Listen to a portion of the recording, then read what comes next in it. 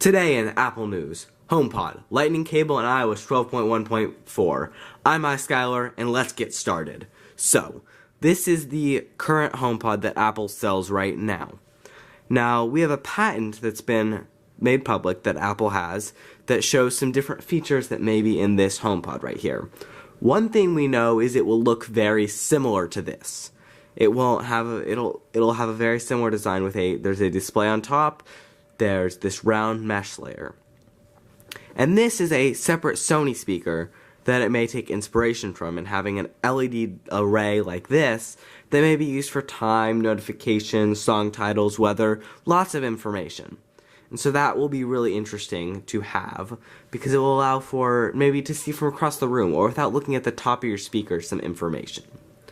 Now, it is likely that this will also be a smart home hub, like this Echo Plus from Amazon, which allows it to connect to all of your smart home things, like your light bulbs, anything, your security systems, things like that, using their protocols, and it allows for you to have a more seamless smart home experience, and so we may see that in the HomePod. This also may allow it to be connected easily to a TV and be used as the primary speaker for a TV. And since we have this information on the front here, we need a way to secure this information and make sure the right person is getting their notifications. So there is going to be Face ID on this speaker. Now that's a little bit weird. I'm not quite sure how they're going to implement that, whether it be a camera behind the mesh or something separate, I'm not sure. But that'll really be interesting.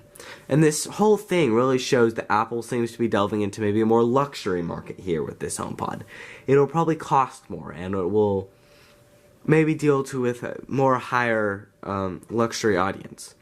We'll see about that. Now, Face ID.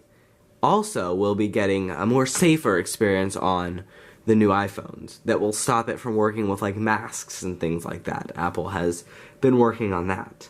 Now, Apple may add coding to the AirPods 2 coming up, that will make them sit in your ear nicer, and that will make them stay in your ear better. So I have not had the chance to put AirPods in my ear yet, but I would like to try that at some point. So I'm not sure if they're quite as comfortable as they could be, although I have tried normal AirPods, and I know that for some people those do not work in their ears. So this might fix that and might just make them a nicer overall experience. So, let's look at this year's iPhones again. So this is the lightning cable that is on the port of all iPhones since the iPhone 4. So 5, 5C, 5S, anything newer than that, including the XS. They have this lightning. We've been seeing many reports that this USB-C cable will be on them. But now we've had a report from a very reliable source that we'll be having the lightning cable.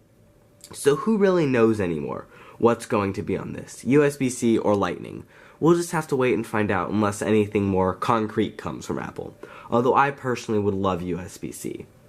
Now, an analyst says that most people are switching their iPhone upgrades from the pattern of every 3 years upgrading to every 4 years upgrading.